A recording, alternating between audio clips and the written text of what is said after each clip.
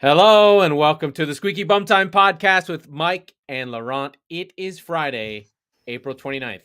In this episode, Liverpool continue their easy path to the Champions League final. United get a draw and West Ham get invaded by Germans. That's just weird. But first, Mike, all right, you know how I do this. How am I supposed to feel about this Real game? Let me tell you, I don't feel good. No, you shouldn't feel great. But what I'll tell you, let's look at the bright side. I happen to now for those who forget.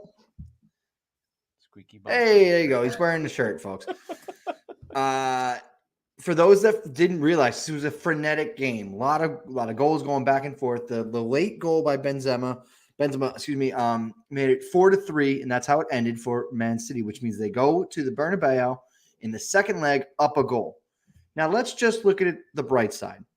You're up a goal. This was the best 4-3 game at the Etihad for Man City fans in the Champions League. Because the last time that happened, they lost. So it could have been worse, Laurent. You could have lost to Tottenham Hotspur again in the Champions League. You could have. Oh, you mean the one where we got a VAR call for the winner? I mean the one where you gave up a goal to Fernando Llorente to lose, so you deserve to lose. That one. And the one where they changed the rules, and then we lost you because of the same rule. The first game of the season when he took 30 shots against Spurs in opening weekend, and I yelled at the YMCA, and someone was like, "This person has something wrong with them." Yeah, because I was watching it. They ask you how many, but the good news is how many is Man City 4 and Real Madrid 3. Now, this game had everything. Right? It had penalties, it had intrigue, it had goals.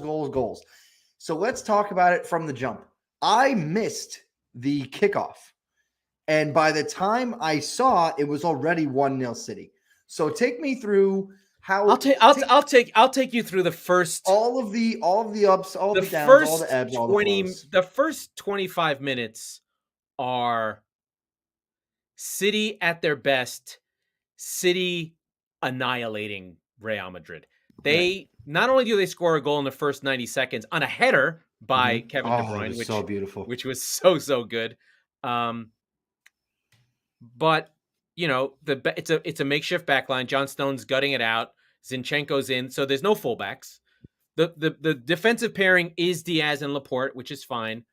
But City in the first 30 minutes both score 2 goals and hit the post twice. Yeah. 2 breakaways, one by Mahrez, who should have passed it on to Foden to score. He hits the post. Then another breakaway where Foden should have passed it to Mahrez, and he shoots wide after taking a bad touch. In between that, Kevin De Bruyne is destroying people, and the pass to Jesus for the second goal is a touch and turn of like Aguero quality. So City are flying. I'm feeling great. It's incredible. Everything is going City's way. I was tweeting to you and Chari, put them to the sword. I need 5. I need 6. Because you must kill the champion. This is a special Real Madrid team. And we saw it. We saw it. I think of it as the old Scream movies from like the 90s. God. Where like, shoot him again. It's Real Voorhees. Yeah, shoot him again until you have his severed head from his body. He still has life breathing through him. Even then, the body will just put another body will come out of the neck. It'll be like some kind of fucking swamp fucking thing. Right. So we know that Benzema's there. We know that Modric is there. We know all these things. City not only, I think they show good resilience, to be frank. The game, first of all, Benzema brings them level on like 35 on a really good, like, only he can score that goal. It's a cross, volleyed, side-footed, like, nobody can do that. I can accept that goal. That's like, okay, fine. That happened. That's good. But then as you're going through it, I just had it up and I'm going to look at it again. City had more chances to go up and did, again, go up again. So City go up 2 goals 3 times. They go up 2-0, they go up 3-1, and they go up 4-2. And I'm like, the Foden goal was really good. Another header. So City get 2 goals on headers from De Bruyne and Foden. Fernandinho comes on. The cross to Foden is incredible because John Stones goes off with whatever was ailing him. And I'm like, oh man, look, it's Fernandinho. He's a warrior. He's coming in. He's playing left back. He jumps in front of Vinicius, and makes the cross into Foden. And I'm like, oh my God, we're up 3-1 again. That's fine. The Benzema goal is fine. Then 3 minutes later, is it 5 minutes? 2 minutes later, after the Foden goal, same play. This time on the same side, Fernandinho giveth and taketh away. He tries to jump Vinicius again. Vinicius tricks him, doesn't take a touch. Fernandinho nutmegs himself on the pass, which was just like, what the fuck are you doing, dude? Now that's just Fernandinho. Dig into that for a second, because but then wait, this is the best part.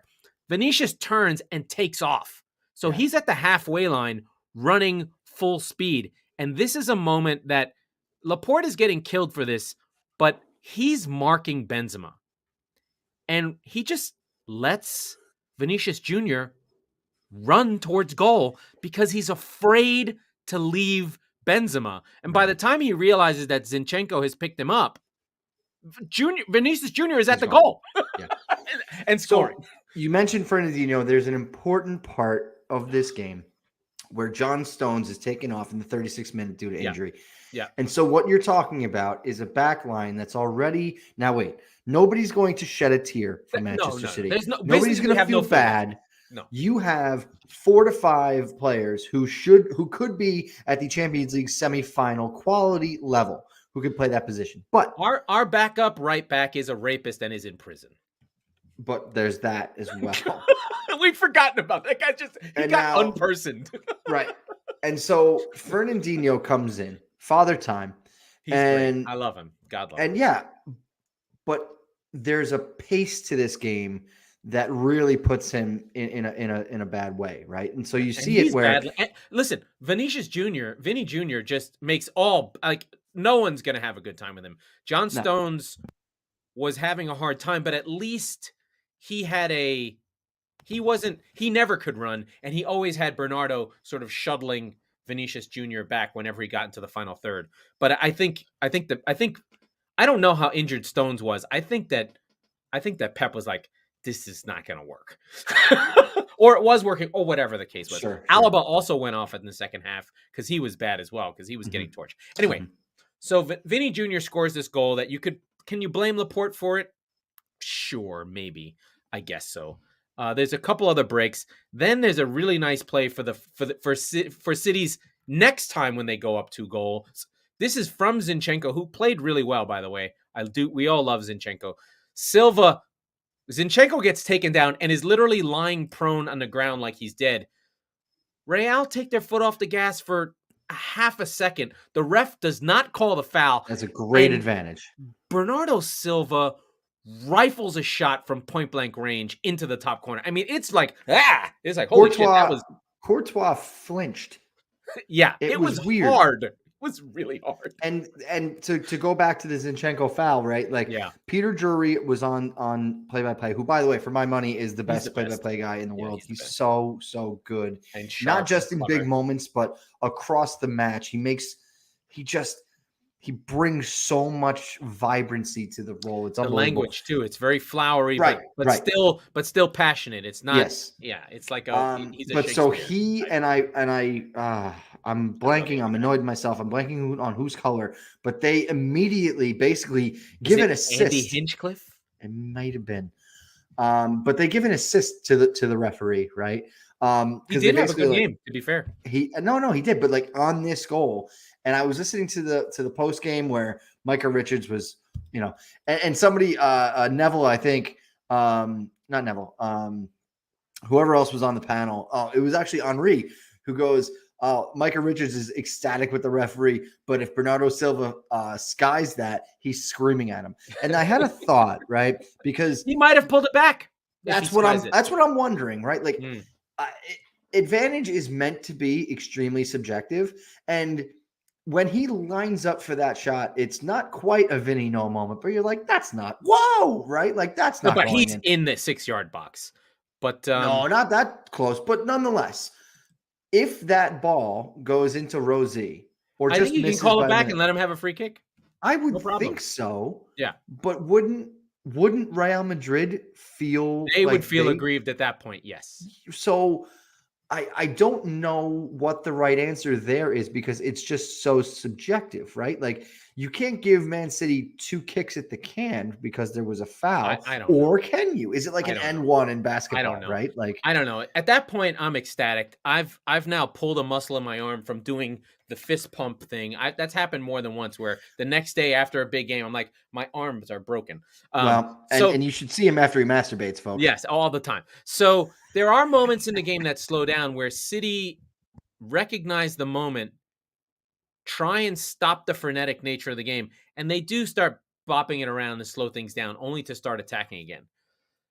Real, in their moments, in their wisdom, in their incredibleness, Modric gets on the ball at the edge of the 18-yard box. There's a little sort of harmless cross that comes in. Laporte wins it, but has his arm out, and boom, cheap penalty. I don't know what you're supposed to do with it.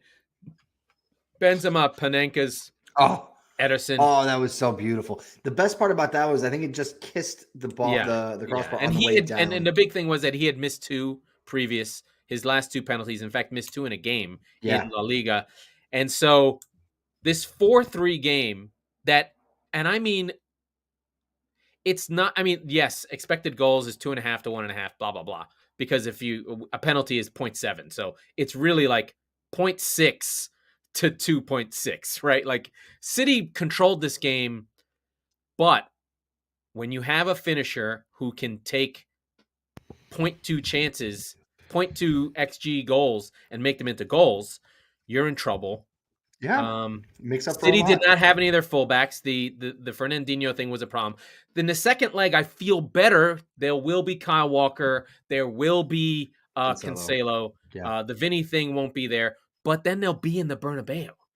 And while City did win to go into the beat Real in the semifinal, and they are a better footballing team. They simply are. But what I think Real will do is they're just going to sit deep, soak this thing up, and just wait for a moment to happen. And then when that moment happens, they're going to try and win this game with 15 minutes. They're going to play for 15 minutes. So let's kind of digest that a little bit and dissect it a little. Because what we're talking about here, fucking brutal. But what we're talking about is Manchester City at the end, brass tacks are up 1 going to the Bernabeu. At the end of the day, if I told you that, actually, I think we did talk about it. If they had won, it would have been fine. No problem. But it's the context of the game. It's what could have been. No, I understand. And I think you said, actually, to your credit, if it's a 1-goal game, you're not going to feel great about it. But if it's more than that, I mean, great. 2 would have been fine. 1 is not. 2 would have been fine. Folks, this is the life a Manchester City fan leads. 2 would have been fine going into the second leg of a Champions League semifinal. Do you trust City? So here's the thing. I am confused now because if it were, it's almost like I'd feel more confident if it were tied because City would play their game their way. They're going to play the way they play no matter what. Yeah, but I wonder if they've got something looking over their shoulder a little bit. And to that point that they're going to play their way no matter what. Remember the Champions League final? So my question is, we barely. I mean, the Champions League Galaxy final Brain Pep get on the plane to Spain? Was just stupid because he played a lineup he hadn't played all year. This is what I'm saying. Does Galaxy Brain Pep ride the plane to Spain? Right? No, I don't. I don't think so. And here's why. I think this has been my theory for a while. I think Triggy Bergeristan and Ferran Torres figured this out. The GM and president of Manchester City. They were like, here's how we solve the Pep problem. We have no depth. There are 14 guys that play, and that's it. Do you want me to read you who was on the bench during this game for City? Yeah. Here's the back end of the City bench. These are 5 players. So I'll read you the bench. Stefan and Scott Carson. Scott Carson is a 37-year-old backup keeper. We had 2 backup keepers. Ake, Sterling, Gundogan, Grealish, Fernandinho. Fernandinho had to play. Sterling came on. We basically have a bench of 4. Here's the rest of them. Number 56, CJ Egan-Riley. Number 79, Luke Mbete Tatu. Number 80, Cole Palmer. That would have been a big moment for him to play. Number 87, James McAtee. And number 90, Romeo Lavea. There's no fucking around. Like, so you've anyone taken that his he toys puts away in, from him. right. There's no option to fuck it up. Yeah. The team has been very narrowed down. It's literally it's the same 17 guys. Well, okay. And I do think that injuries played a part in this, of course. Absolutely. Right? Absolutely. Because and suspensions in Cancelo's case, but again, the ghost of Atleti is still in this game. Oh, no, I know. Fuck. But I just wonder. No, you would have had 4 players essentially on. I know if it's Walker and Cancelo, then 2 of those kids drop out, right? Then the guys that are on the bench then the guys that are starting are on the bench, right? Exactly. So it's a little bit different. And Fernandinho is really at this point. He's if Cancelo and Walker are there, when City go up 4-2 the second time, Fernandinho comes on with Rodri. Right? Yes. He's the checking line stopper. There have been some questions about whether Gundogan should have come on to be this player, but I think what's happening with City is in this 2 front thing and the injuries and blah blah blah. Listen, no one's going to cry as a river. It's not an excuse. It's just this is where we are. It's just like someone's going to have to play this fucking Leeds game who hasn't been playing every 3 days. So what'll happen is Grealish will come on, Sterling will come on. They'll do Foden is now in the he's playing mode. He's like, the kid's 21 years old. We're playing Foden. Roger will play no matter what. And then, Diaz Stones, and then they'll figure out what to do. The suspensions, Cancelo will play. If Walker's okay, he'll play. So City are okay where they are in the league. I'm not afraid of Leeds, but I do think that to transition to Liverpool, and I don't even want to talk about their game. They didn't watch it. They had Villareal. They got held at the half. They scored 2 goals. They're at Anfield. Like, what the fuck is it supposed to do? Like, they're playing fucking Europa League games in the fucking semifinal of the Champions League. It's very upsetting. I shared some links with you, and I've been talking about this a lot. This narrative of City for the Liverpool for the quadruple. Are they already the greatest team of all time?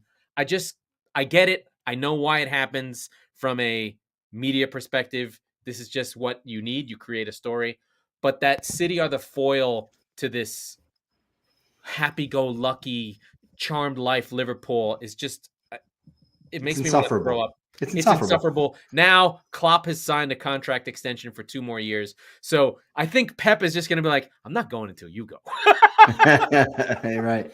So what I think will happen is now, I think now Pep will resign. I think if you take narrative and story, marry themselves to each other and just be like, you're here, I'm here. Fuck this.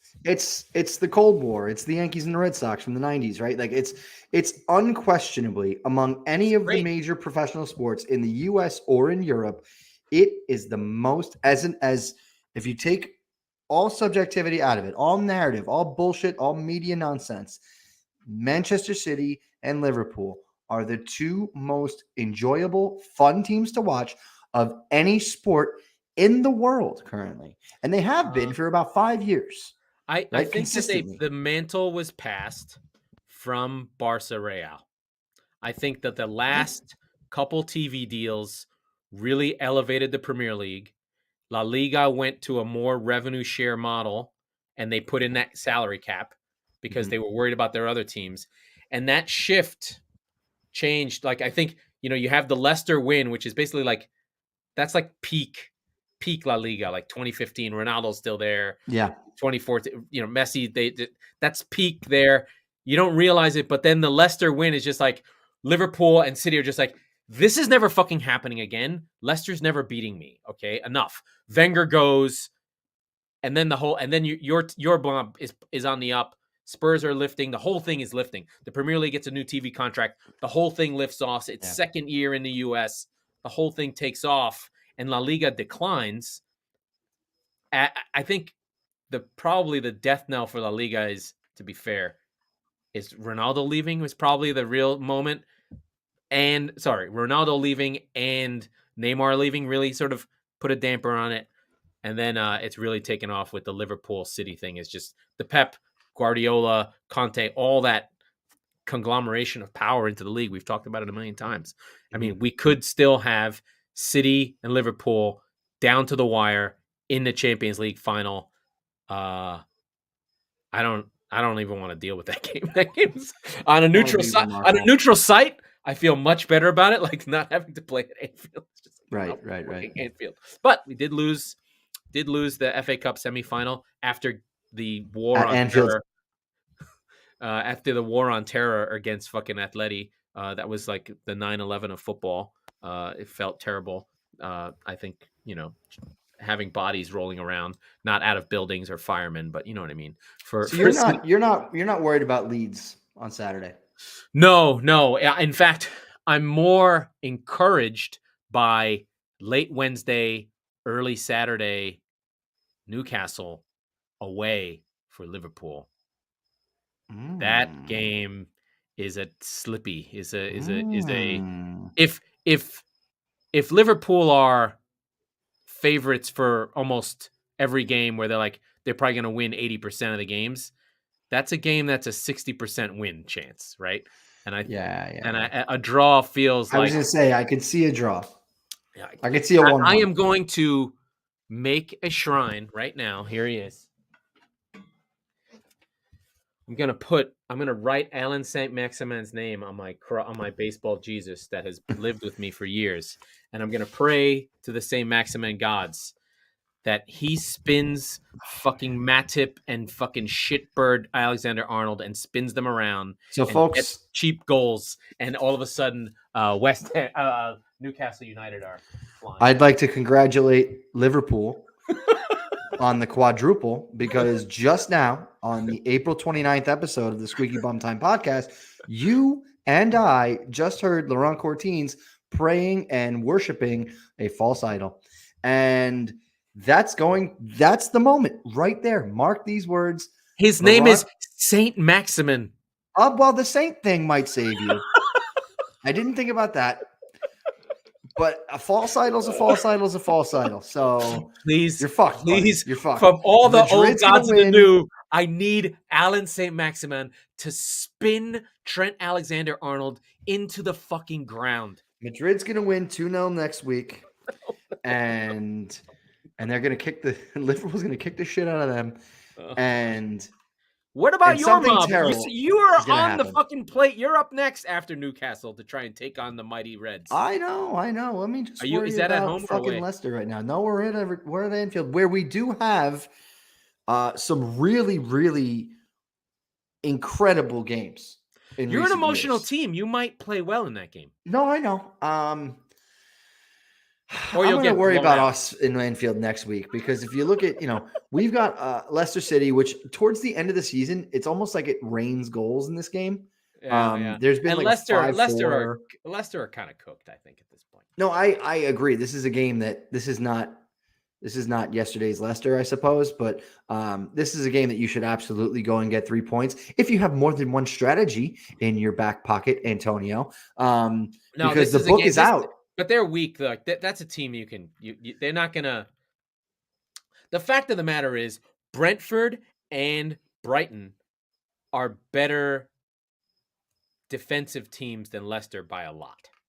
Oh yeah, by a lot. Like Leicester and Brighton are winning. Like if you, I'm not even being funny. If Graham Potter was the fucking coach of Leicester or Brighton. Sorry, if Graham Potter was the coach of Leicester, they'd be better. They'd be where United are, I would bet. They're 12 points off of that, 13 points off of that.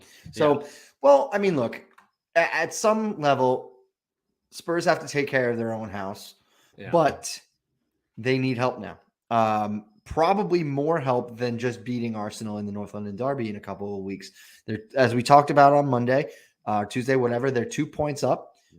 They have goal difference. No, Spurs still have goal difference, but it's getting another smaller. Big game coming into this weekend is Arsenal with a London derby against West Ham. And after what West Ham, we'll talk about in a second, have gone through today, I don't see an easy road for them on Sunday.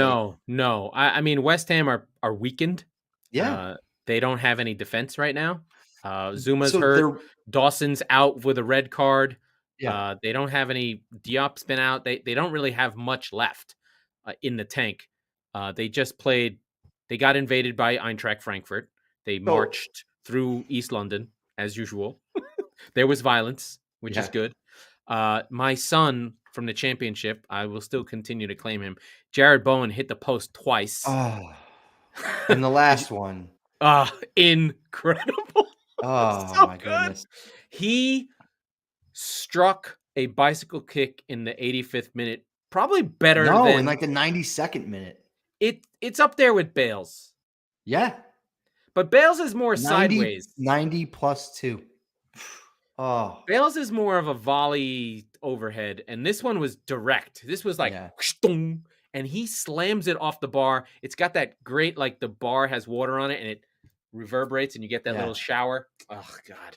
And but West Ham gave up a goal in the first 30 seconds. Yeah, I mean, it was a back and forth affair because you had, they punched back. I think it was Antonio got the goal, right? Yes, to tie. So 20 minutes later, it's 1-1 again, and it's just they gave their best shot. But the thing is that, like I said, going into Sunday, they're tired, they're weakened, but their ego took a shot too, right? That's an emotional loss in the sense that you lost at home, you lost 2-1. They had a draw locked and they had the draw in the clutches of their fucking hands. Yeah. And they didn't get it. So this is one where you really have to. I mean it's only one goal. There's no reason to think that the way West Ham play. That they can't go to Frankfurt and get a 1-0. Absolutely, and I'm not saying that at all. Right? I absolutely think that. However, and in the short term, when you went in before this game, if you're a West Ham supporter, you have to be thinking we're 8 points off of Arsenal. They have a game in hand on us. There's 3 teams between us and them. There's no chance that we're going to get a 4th spot. I mean, it's very possible. It's not likely you get one of the Europa League spots, sure, but you're not going to try to win a European place on your league position, especially given where you are and all they want to finish top half. They don't want to slide. They don't want Wolves. It's almost mathematically impossible for them not to be in the top half. But so they're pretty much the worst they're going to do is fall behind Wolves for 7th, 8th, whatever. Right. So fine, but they had all the eggs in the Europa League basket, and they had to watch Frankfurt step on the basket today. So it's emotionally going to be hard to get up on Sunday. It's still good stuff. It's still exciting. It's still moving along in decent shape. I mean, I think that there's like I've said before, there are some clubs that you have kinship with. City have weird kinship with Everton and West Ham. Those are 2 teams that we have sort of a mutual respect for, that we sort of have lived the same lives together. And we do have to go down into the depths after we talked about Newcastle. We talked about Liverpool. We do have to then go back into our relegation zone and talk about where Burnley is, where Everton is. As it stands right now, Burnley have a 2-point lead. They face Watford. Mm-hmm. They have a game in hand. Everton are still in the mire, and Everton play Chelsea. Now, Chelsea has not been good on a Sunday. Nope. You'd expect at Goodison Chelsea to put them away, but this is closer than it would have been a month ago. So let's be clear. Chelsea has been not good in the sense that they have dropped points recently against Arsenal, a loss, and United, a draw yesterday. However, they're way better than those games. They're way better. They're better than Arsenal. They got smoked by Brentford. Sure. Yeah. They beat the shit out of Manchester United. And the XG, the one I saw at least, and I know there's a couple of different models, but it was basically a 4-to-1 ratio in Chelsea's favor. It was just under 2 to just under a half. Just over a half, I should say. Mm-hmm. And I mean, right at the end, I think it was Reece James hits the outside of the post. Reece James is a man out to destroy things with his howitzer foot. Yeah. So I mean, there was a nice layoff, I think, from Mount. He comes That in, was very hits nice. the I saw post. that. Yeah.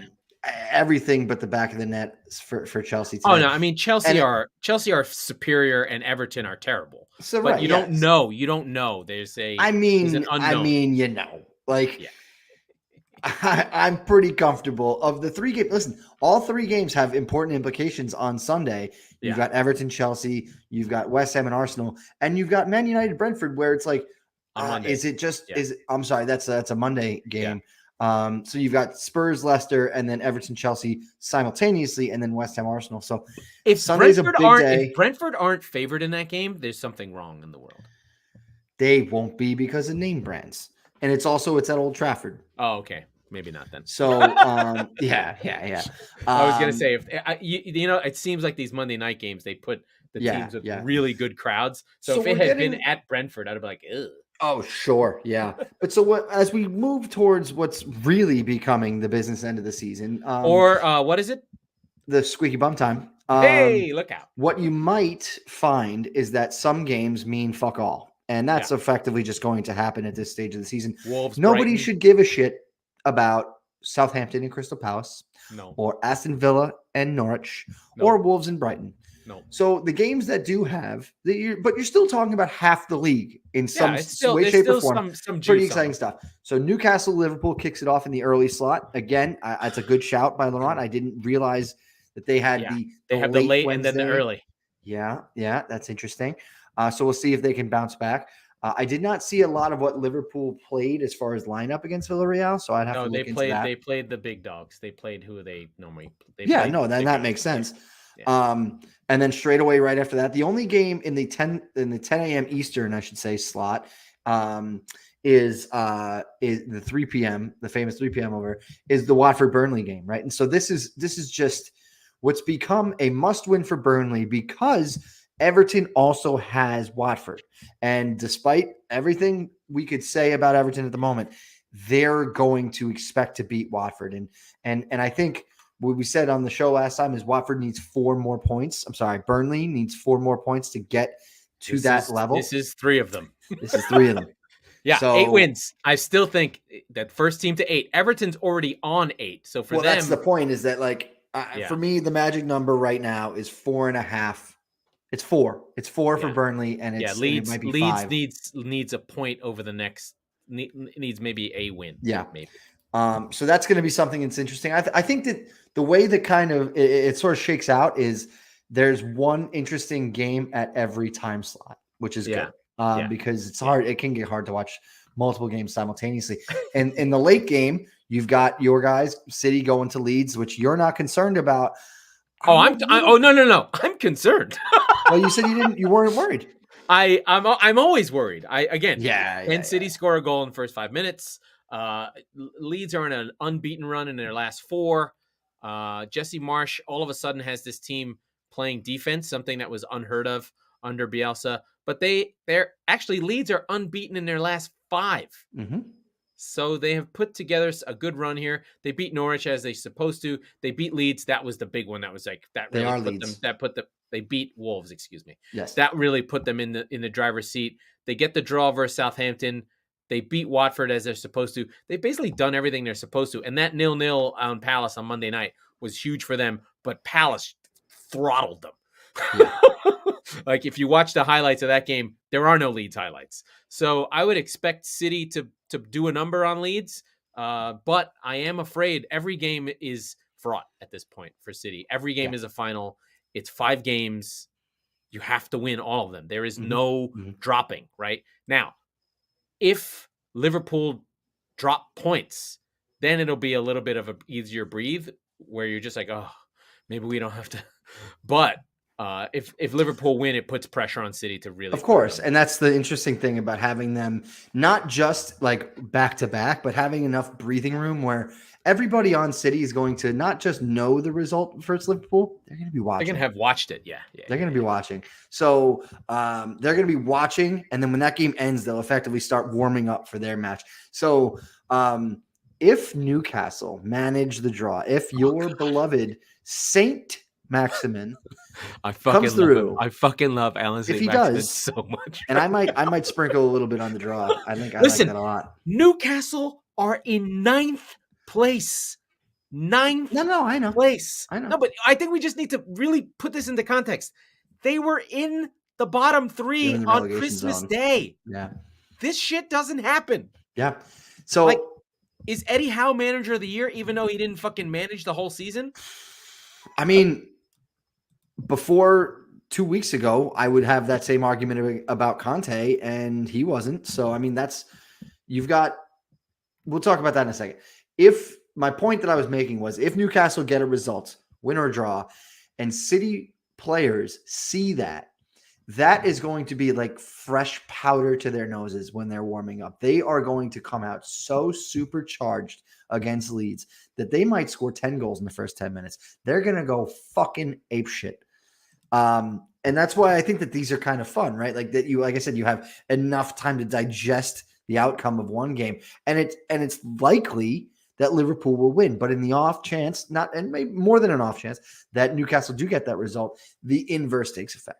So yeah. I'm excited to see that. And again, as everything we've always said about this entire show, we hate Liverpool, so we do want to see that. Yeah, of course. And it makes my life easier. I just want to point out that every win that Newcastle has, even though Eddie Howe took over the team in early November, is his win, because they had no wins before. That's right. That's right. They were winless in their first 13. Let's talk about manager of the year, because you brought it up. There are a handful of candidates. If whoever wins the league's going to win it. That's bullshit. That's what I think happen. Let's talk about the real manager of the year then. Eddie Howe is certainly a contender. I think Conte has a shout, but won't really come close. And I do think that it's on the back of the last 2 weeks. If Spurs had 4 more points than they did right now, and they're 2 points ahead of Arsenal, yeah, he's the manager of the year, right? So the last 2 weeks have damaged him pretty aggressively. I think that Patrick Vieira at Palace has a pretty good shout. But they're at 14th. They have a positive goal differential. Yeah, I know. Turn around a team.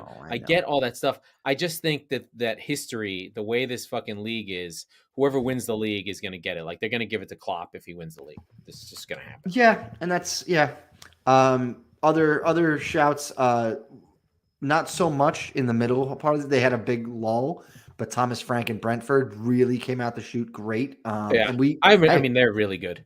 Of all the things we get wrong on this show, and they are many. we saw Brentford coming. Right from the jump. Yeah, and they are your friends from the championship, and these are my friends from the championship. Yeah, but I heeded your advice, and I did my homework, and I jumped on them too, and I found that story really, really intriguing. I have new friends though coming. I know you do. And as the story sort of went, it's been interesting to watch ownership ride Frank through that period, as they sort of said they would, even if the results didn't follow, if the football was good, right? And the football was good. Yeah. Yeah. So I'm very happy with their season, and I'm happy that they'll be our friends for next year as well. I don't think there's many others. I think we fell in love with a few guys for a little bit, but I got fooled by Gerard Preston. Yes. But he's actually not good. Yeah. Or that team has just got weird. I don't know. And Moyes won't get it, but he deserves another shout for sure. He deserves a shout. And you know what? And Mikel Arteta as well. For sure, I think Mikel Arteta has as much of a claim to it as anybody right now. You knew Liverpool was going to be there. You knew Man City was going to be there, but you did not think. I mean, you had them 6th. I had them like 10th. He took on Aubameyang and Ozil and won. Yeah, and he got. I think a lot of front office guys got sacked too. So yeah. But yeah. I want to pip a game to watch. Okay. In the championship for my friends. On Tuesday. Yes. Your favorite time of the year. May 3rd.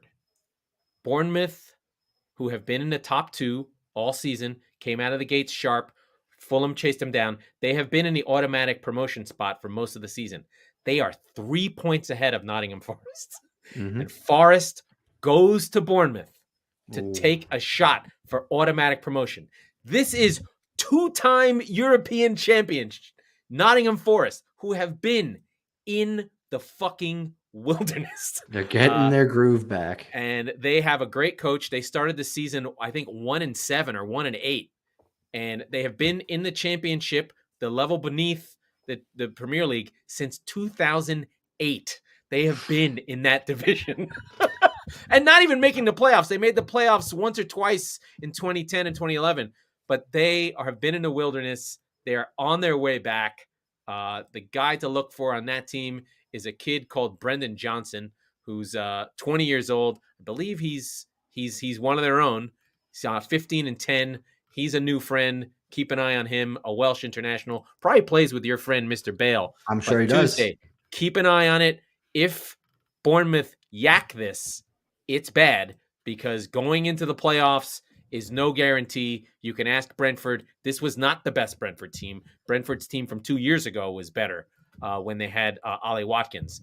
But keep an eye on that Bournemouth Forest game. I'll be sure to give you an update. And then, of course, Championship Sunday is Saturday, May 7th. So they play on the 3rd. We'll see how they go. And then, of course, we have the whole fucking schedule plays all at once. So they have 3 games. They've got to play Swansea, who are good, at home, then Bournemouth, then they finish with Hull City. So a lot of fun stuff in the golf Championship. The golf is 3 points right now?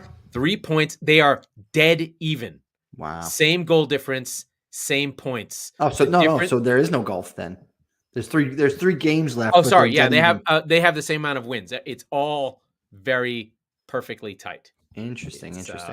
Good stuff. But I'll give you another sense of where Nottingham Forest have come from just from this season. They started their season. Let's see.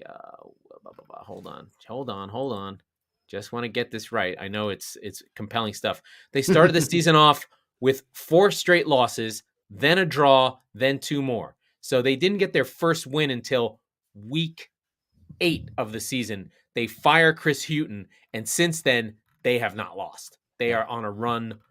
They have an actual coach. I forget his name. I'm gonna look it up because he was the U17 coach for the team that it's not Stephen Reed. For the team that Foden was on, they won the U17 World Cup. So he comes out of this new British Phil Foden academy. won something? That's strange. No, yeah, when he was under 17. Yeah. Well, no, and every fucking year since, right? Yeah, he's Phil Foden's a legend. His name is Steve Cooper, excuse me. He was the Swansea manager. Really good, ugly man. Ugly guy. Very English. Very ugly. So sorry for the digression into the championship. No, you're good. These are going to be our new friends. We know Fulham are coming. We've got the under over on Mitrovic's goals. Yes. 12 out of 40. And then we've got Nottingham Forest with a really good coach. So I think it's interesting. It sucks that someone always has to go up and down, but Forest coming up will be a big, big story, especially Liverpool Forest are like epic battles from 70s that they fucking knocked them out of the European Cup twice. Yeah. Anyway, interesting. Weird football history. Yeah. All right. Mike, are you done? You got anything for me? Yeah, we got nothing left. There's really we could talk more about Man United Chelsea today. It stunk. That's it. Let's get out of here, Laurent. Okay, that was the Squeaky Bum Time Podcast with Mike Salerno and Laurent Cortines. We are the football wing of the Chop Sports Network and friends of Fan Hub. We record on Tuesdays and Fridays, so be sure to subscribe wherever you get your podcasts so you never miss a show. And if you're listening on Apple, please rate and review the show. It helps a lot. We need you. You fucking